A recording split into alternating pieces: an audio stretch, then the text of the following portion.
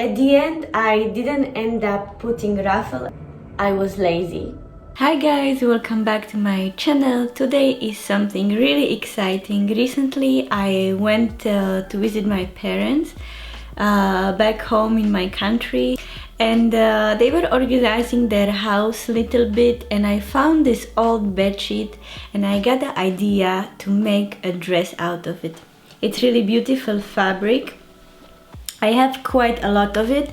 I hope you don't mind that I already deconstructed, because I was traveling and I couldn't take the whole entire blanket on with me because it would take half of my suitcase. So I hope you don't mind.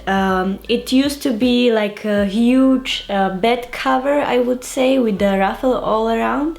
So hopefully I will have enough fabric, but I have to be careful because there are some places where the fabric is damaged. So hopefully we can manage to squeeze every pattern piece out of this fabric.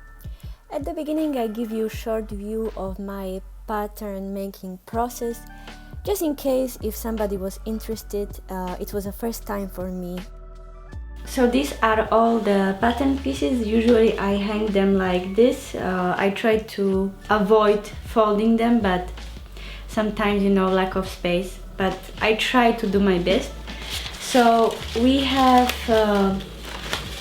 bodice, we have skirt, and then I have this sleeve here, but I think maybe I'm going to use another sleeve because I tested this pattern before and I was not very satisfied with the sleeve, so maybe I will use another one. And now we should start cutting. Here I'm cutting pattern pieces with the fabric right side facing me, so I can avoid using damaged parts of the fabric.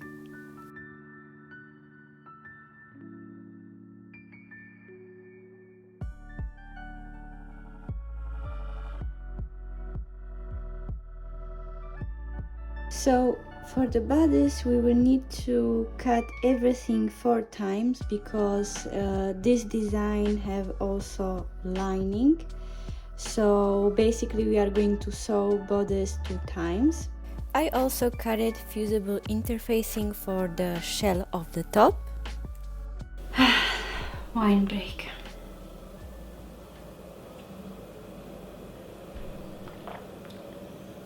Always necessary. So now I will try to cut my skirt out of these 2 big pieces of fabric. Hopefully we will have enough of fabric that is not damaged. I mean, why am I always saying we if I'm the only one here by myself alone? So guys, I folded my fabric to cut it on bias because the skirts are nicer like this. And but the problem is that I have a seam here where 2 pieces of fabrics are connected together. It continues until here, and the length of my skirt is clearly longer than this. So what I'm going to do is to cut my skirt shorter, because I think this is the only solution how I can manage to do this dress. And then the length that will be missing, I think I will make maybe a ruffle at the end. You know, there cannot be video without any ruffles. Come on guys, come on, you are used to it already. I cannot disappoint you.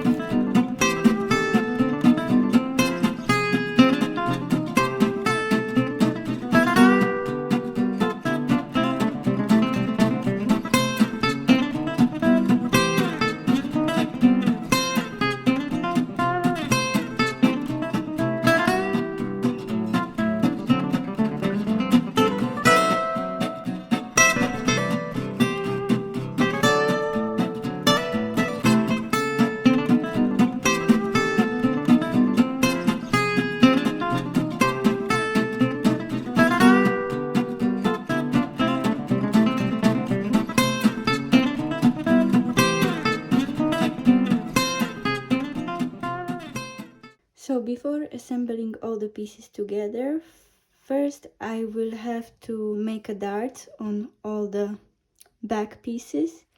As you can see, this is a back piece, And so we have 4, if you remember, and I have to do the darts on all of them, and then I can be assembling bodice.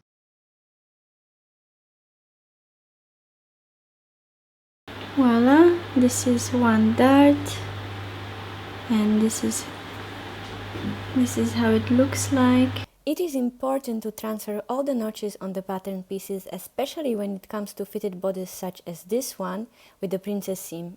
It is so curvy and quite hard to pin together, and the notches make your life easier and also ensure that it matches up perfectly. I will sew all the front pieces together on the shell and also on the lining. So here I was pinning side seams without darts to be done first. When I realized, I stopped and I went to make a dart first, but I kept the footage here so at least you can see how it's supposed to be pinned together.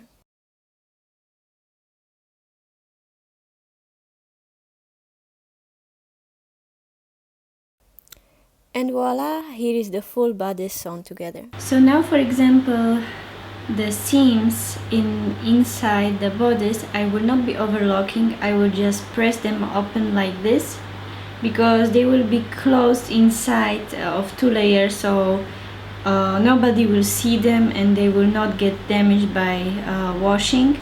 So I also wanted to show you, for example, when you are pressing seams like this that are curvy.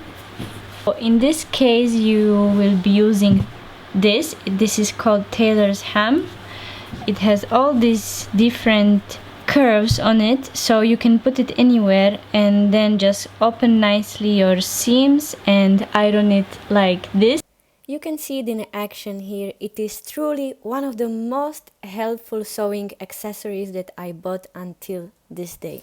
And it's time to fill the tank, guys. Let me know who loves halloumi cheese just like me. Hi guys, so it's another day. I left you yesterday. I didn't film this part, so I attached the bodice to the skirt, but for some reason the skirt was bigger than the circumference of the bodice, so I had to do 2 darts here on the skirt, but I tried to position them. Wait, I will put you closer. As you can see, there are 2 darts, but I think I managed to place them nicely, so at the end it looks good. And the bodice still needs lining, the skirt needs hemming, of course, and the most important, what is that? We don't have the zipper. So far it looks good, it's going well, and also we need to attach the sleeves. So imagine, it's nice, yeah? I'm so excited. I'm so excited, guys. Okay, let's keep working on it. Personally, I always struggle when pinning zipper. I need to double check if I am doing it correctly, because sewing it in and then realizing I did it wrong, I have been there, guys.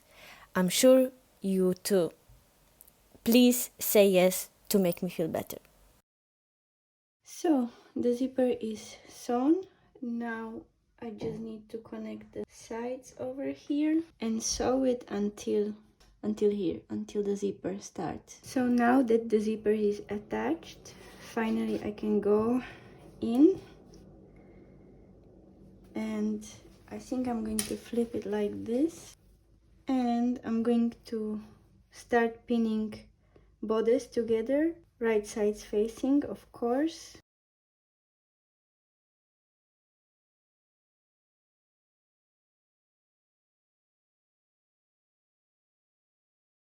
So I went ahead and gave it a straight stitch all around from beginning until the end.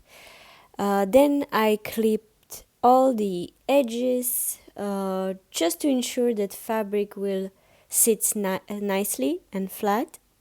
And at the end I attached the seam allowance to the lining, just to ensure that it will not be flipping out as usually, but I think that you have already seen this in my previous videos. I forgot to film attaching sleeves, but I guess no news here, so you didn't really miss out anything. At the end I just rolled sleeves twice to form the channel for the elastic, and voila! Oh yeah, and I overlocked the shoulder seams from inside, I forgot to say. Guys, so I have done the sleeves.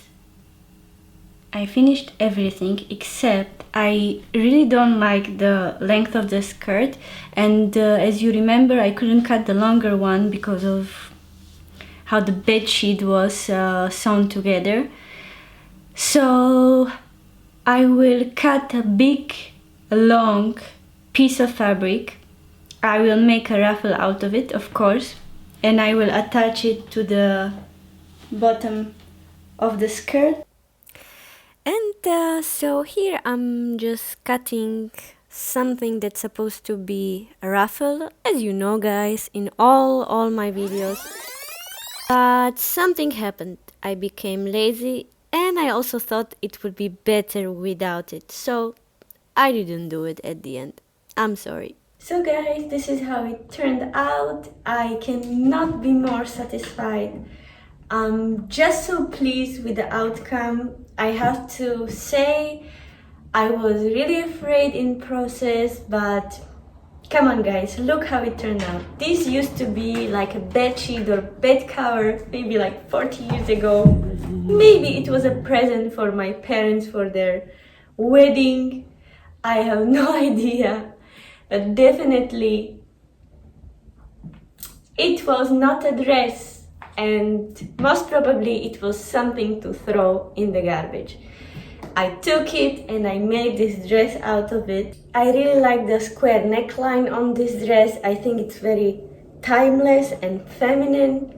I like the back of it. It's very practical because you can wear any underwear that you want. It's not limiting. Now I'm not wearing any bra, and still you can do that as well. It's not transparent because it has lining inside. So it's very practical and very beautiful dress. At the end, I didn't end up putting ruffle at the end because I was lazy, but also because I think it suits this dress more, and it's been a long time since I didn't do like basically something else than midi dress. So guys, go ahead and try it at home because it was really not that difficult. Maybe if you don't know how to make patterns, buy some, whatever you are comfortable with, but you should try it because look what you can create. So guys, I hope that you liked this video. Thank you so much for watching, and see you soon.